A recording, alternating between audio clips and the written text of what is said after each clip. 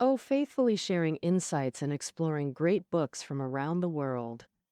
Hello, this is Sally's Book Talk. Today, we're diving into the novel Family by Ba Jin. Well, in modern Chinese literature, Lu Xun set the bar for short stories in the 1920s, but after the 30s, it was all Mao Dun's era. Lao She, Ba Jin, and others kicked off the long novel wave, with Mao Dun's Midnight and Lao She's Rickshaw Boy as standout works from that time. Ba Jin's Torrent trilogy, Family, Spring, Autumn, captures the fall of a traditional clan around the May 4th movement and the fight of young rebels, the only masterpiece digging deep inside a feudal family. The trilogy took shape through the 1930s. Ba Jin said, his inner mix of love and hate felt like a roaring torrent, unstoppable. So, Family was first serialized as Torrent, renamed when published solo, and later with Spring and Autumn, it became the Torrent trilogy. The first part, Family, is hailed as Ba Jin's crowning achievement and most influential novel. All right, I'll outline the main story first. Then we'll explore the old versus new clashes, women's roles, and how it spread. Together, we'll step into this classic. So let's get into the plot of Family. On the eve of the May 4th movement, Gao Mansion in Chengdu North Gate hid troubles. The Gao family was the richest around there. Old Master Gao served long as a Qing official, piled up lands, and built the lavish Gao Mansion. Gao Juexin is the eldest grandson. Father Gao Qian was a Qing official, then went into business after the Republic. When Juexin's mom died, Dad married her cousin, Aunt Zhou. Second uncle died young. Third uncle Qiming, a Japan-trained lawyer, handles family finances. Fourth uncle Qian and fifth uncle Keding help with household chores. Juexin has full siblings, brothers Juemin and Juehui, and sister Shua. He also has a childhood sweetheart cousin, Qian Mifan, whom his siblings call Cousin Mei. But Cousin May's mom got into a spat with Aunt Zhou over mahjong, cut ties with the Gaos in a huff, and ended the young lovers' romance. Oh, the Gao family's got a solid reputation, and Juexin's handsome, kind-hearted, lots of families want to marry into them. So, after fussing over birth charts and drawing lots before the ancestors, they matched Juexin with Li Rue. She's sweet and well-educated. They lived in harmony, had a son named Haichen, but less than half a year after the wedding, Juexin's dad sadly passed away. Yeah, in no time Dad was gone, and the family lost their support. Stepmother Zhou's honest but timid. Brothers Juemin and Juehui are still studying. Little sister Shuha's even younger, so Juexin's gotta step up as head of the household. With all the drama, uncles Qian and Keding bully Juexin. They're nice guys who team up with grandfather's concubine Chen Yitai to target his family. Grandpa's tyrannical, Chen's sneaky, and the uncles are shameless. The aunts are mean and sly. With no dad's protection, Yuexin's family gets pushed aside openly and secretly.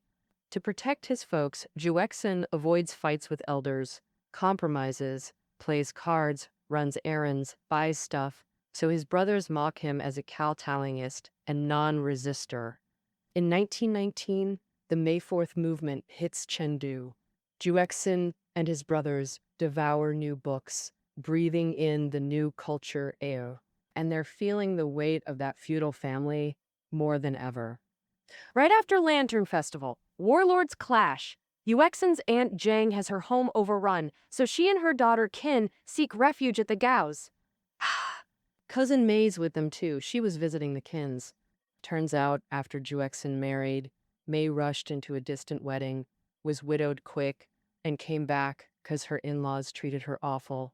Stuck in loneliness and gloom, Juexin never forgot her. When they reunite, May's choked up, they both cry. Rujue remembers Juexin always loved plum blossoms. That's when she realizes her husband still hung up on another woman. But Rui's kind-hearted. She reaches out to May, says she gets their old feelings. May's moved by Rujue's generosity and spills her heart out. Over the years, they've shared hard times. Now they're pals. Unlike Juexin's play-it-safe ways, brother Juehui's bold and out there. He's frantically reading articles from publications like New Youth and Weekly Review, constantly joining movements to inspect Japanese goods, parade corrupt merchants, and oppose warlord tyranny. When grandfather Gao, who always hated student movements, found out, he screamed at Juehui and locked him up. The confinement also banned all Gao family descendants from attending modern schools. Stuck at home, Jue's only comfort was Minfeng, Aunt Zhou's maid. Minfeng grew up with Juehui and had long fallen for this kind, gentle third young master. Third young master Juehui had zero class bias. In his eyes, a young master and a maid could love each other as equals. After the warlord chaos ended, Julie ignored grandfather Gao's scolding, joined the Dawn Weekly Society, promoted new ideas everywhere, debated social issues, and slammed the Confucian Society leader, Feng Leshan, for his backward moves. But he didn't know this 60-year-old friendly Shan was grandfather Gao's pal and was demanding Ming Feng as his concubine. Ming Feng begged Aunt Zhao desperately. Aunt Zhao felt sorry but didn't dare fight back. Grandfather Gao just spouted nonsense like, "It's a woman's fate. Marrying him makes you half a master." Desperate, Ming Feng went to Juehui with her last hope. But he was deep into writing an anti-Confucian Society piece and missed her distress. Minfeng couldn't bear to disturb him and left disappointed. When Juehui found out Feng Leshan was forcing Minfeng into marriage, he rushed to find her. Minfeng had already drowned herself in the lake, and Juehui sank into deep guilt. In his grief, he hated grandfather Gao and this hypocritical, debauched Confucian Society leader even more bitterly. Soon it was grandfather Gao's 66th birthday. Among the guests was Juemin, a familiar face who used to be third uncle's maid. After Minfeng's death, Juemin replaced her as Feng Leshan's new concubine. Juemin shared her awful life at the Feng's and brought big news. Feng Leshan wanted to arrange a marriage between his grandniece and Juemin, but Juemin was head over heels for his cousin Qin. Juemin was indeed madly in love with cousin Qin. Qin studied at a women's normal school and was a rebellious new woman. Oh, she and Juemin both craved new ideas, their bond deepening fast, and they felt Juemin refused to let his elder brother's tragedy repeat on him. He ran to hide at a classmate's place. When grandfather Gao heard, he flew into a rage and threatened to disown Juemin. Oh, grandfather ordered Juexin to find Juemin immediately. Juexin tried reasoning with him, but got yelled at. Juehui knew Juemin's whereabouts but refused to tell. Juexin had to send a letter begging Juemin to return, only to get a reply. Don't create another cousin Mei. Exhausted, Juexin realized his compromises earned mockery. Mid-grief, news came. Cousin Mei had died.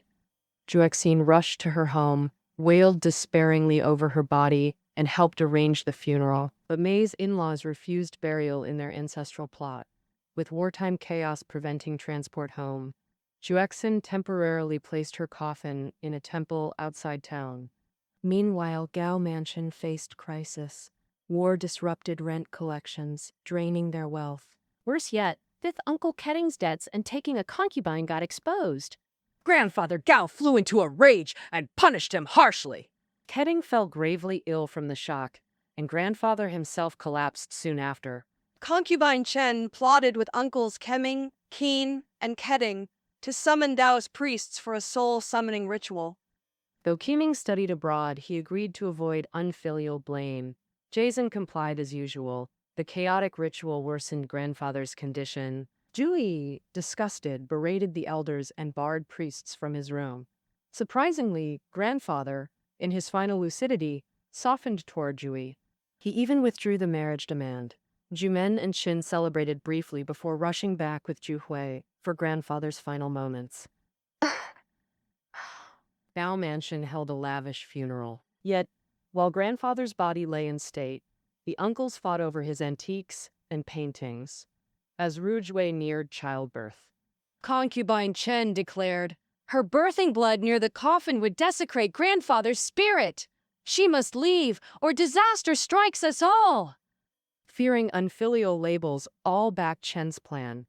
Forced to expel Ruijie, Juexin wept. Ruijie, not wanting to burden him, cried silently, moved to a dark, damp shack outside the city to await childbirth, with cousin May's coffin resting in a nearby temple.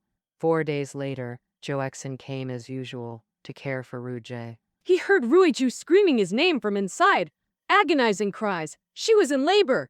Juexin tried to rush in. But concubine Chen had forbidden Juexin from entering the delivery room. No one dared open the door for him. Ruwei died in childbirth just like that. They never saw each other one last time, and the surviving child passed away half a year later. Ruwei's horrific death shattered Juexin's heart. He realized this oppressive, soul-crushing feudal family had stolen his childhood sweetheart, his wife, and his child. But Juexin couldn't leave. He couldn't break from this society. He still had a son to raise, a stepmother and sister to care for, his father's tearful dying wish. Juhui, though? He saw things differently. Witnessing these tragedies, cousin May dying in depression, sister-in-law Rujue's horrific death, his fury only grew fiercer. He decided to leave home. This time, Juexin supported Juhui and even gave him travel money. Finally, Juhui said goodbye to his brothers and like-minded friends, boarding a boat to escape this oppressive, maddening cage. That's pretty much the story. After publication, many thought it was Ba Jin's autobiography. Relatives especially hated how he used the novel to vent personal grievances. They saw themselves in it, except one uncle. That uncle wrote to Ba Jin, sarcastically saying, "Thank you for sparing me in your writing." Ba Jin responded, "I'm not writing my family history. It's the history of any feudal family. True, the novel draws from the author's life, but it's a bloody reflection of society back then." Ba Jin, originally named Li Yaotang, grew up in Chengdu's Li Mansion. The feudal patriarch grandfather Gao came from his childhood memories. He witnessed his grandfather's funeral, uncles fighting over inheritance, relatives smoking opium, exploiting performers, and abusing servants, all novel material. In his teens, Ba Jin lost his mother, sister, and father in succession, raised by his elder brother Li Yaomei. Elder brother Li Yaomei had a childhood sweetheart cousin, but as the eldest grandson, he was forced into an arranged marriage, never marrying her. Clearly, Big Brother shared Gao Juexin's exact fate. Except in reality, that cousin didn't die depressed. She became a rich man's wife. But gentle Li Yaomei, just like Juexin, swallowed poison in spring 1931 after enduring endless attacks. Ba Jin was drafting Chapter 6 of Family, with only Chapter 1 serialized. When the suicide telegram came, he said, "I didn't sleep a wink all night." After a night's thinking, I finalized the novel's entire structure. I made my brother a protagonist. Liaomei's death fundamentally reshaped family. Before, Juemin and Juehui were Ba Jin's rebellious beacons of hope. After brother's death, from Chapter 6, Juiz joined them as co-protagonists. Boston passionately charted the three brothers' diverging paths. Boston declared, "I rebelled against fate. My thoughts and work stem from that. That's why I wrote Family." To him, tyrannical families must be shattered. They're doomed to crumble. His Torrent trilogy lays bare this decay. In Family, Ba Jin shows the Gao clan splitting, old powers failing as new forces rise. Grandfather Gao, modeled after Ba Jin's own grandfather, demanded daily bowing, no backtalk allowed. Grandfather's catchphrase, "I'm right. Who dares disagree? My word is law." Entering his room made everyone hold their breath. To Juhi, it felt like a government yamen. As clan founder, grandfather studied fiercely for imperial exams, building Gao Mansion through feudal rules binding people to family from birth.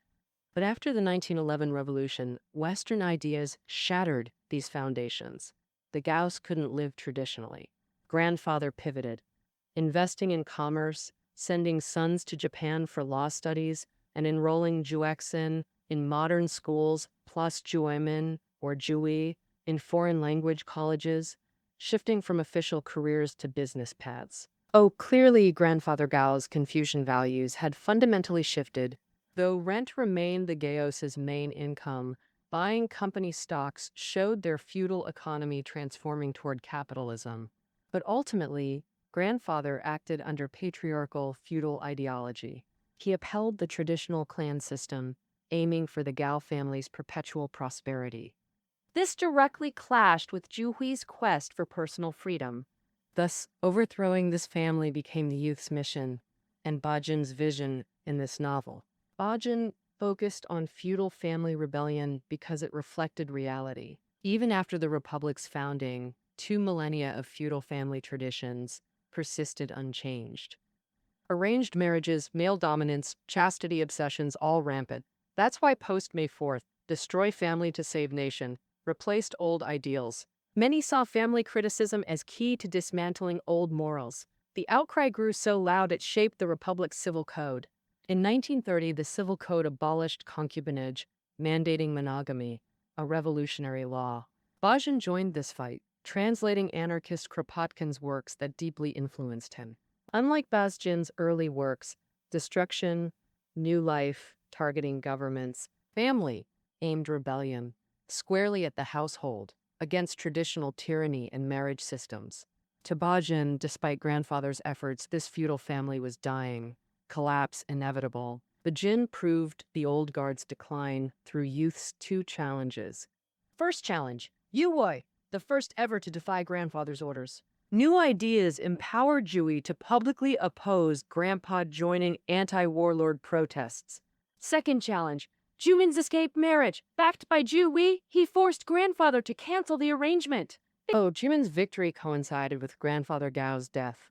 The old forces began crumbling. In this clash between old and new, Gao Juexin, as eldest grandson, is a uniquely conflicted heir. Conservative, kind-hearted yet weak, Juhui branded him a non-resistor. A cow-tallying daciast. Young Juexin once dreamed of new horizons like Juhui, but during high school, dreaming of studying in Germany, his parents died consecutively, forcing him to become the pillar. Right after graduation, grandfather shoved him into a trading company job, then arranged his marriage. This trapped Juexin deeper in the feudal clan system. His world split in two, reading progressive books while living an old life. Juexin managed Gao business while absorbing new ideas.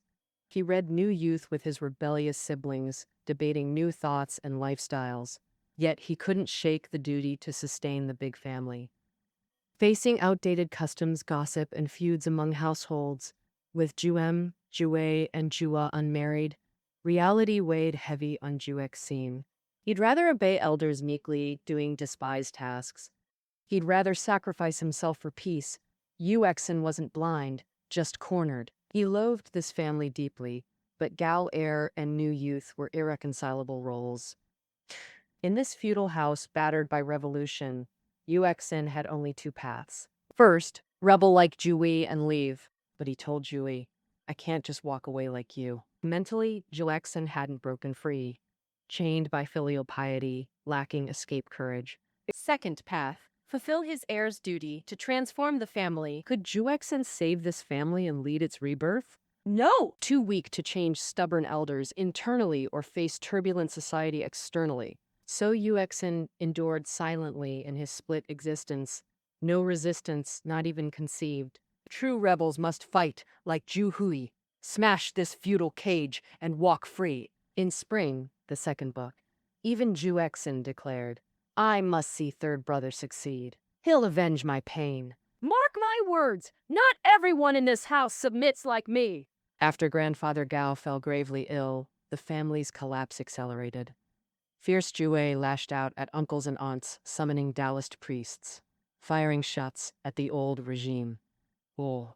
This climax of generational conflict, the youth's first major victory, sprang from courage forged through new ideas and hard-fought struggles. Many scholars and readers saw Juehui as Ba Jin's alter ego, but he denied it fiercely.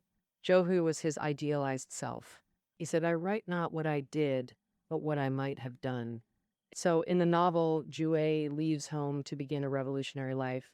Ba Jin confessed, "Childhood saved me like Juehui. I marched toward a simple goal with pure faith to be my own master, defiantly doing the forbidden." In 1923, Ba Jin resolutely left his family and Chengdu for Shanghai, plunging into new life. Beyond youth rebellion, family's other triumph is its portrayal of women, hailed as the most comprehensive since Dream of the Red Chamber. Ba Jin's feminism sprang from two sources: his mother's influence and the May 4th Enlightenment. Growing up in a feudal landlord clan, Ba Jin witnessed servants despair countless times. He recalled, "Amid wealth, I saw the misery of sedan chair carriers and houseboys. Under hypocritical elders' pressure, I heard young lives groaning in pain. Writing family, I suffered with them, struggling beneath claws." Fortunately, his mother, gentle, kind, compassionate, raised him. Once, when Ba Jin's third brother hit a maid, their mother scolded him harshly, a moment that shook Ba Jin deeply. In writings about her, he noted, "She taught me to love all people, rich or poor, to aid those in hardship. She taught me compassion for oppressed maids, never see myself above them, never strike or scorn." This education and love allowed Ba Jin to focus on women struggling in the prison of feudal ethics. Ba Jin depicted many female figures sacrificed under arranged marriages. In family, nearly all women are victims of arranged marriages, except for Ming Thing, who pursued justice, and Qin, who sought progress.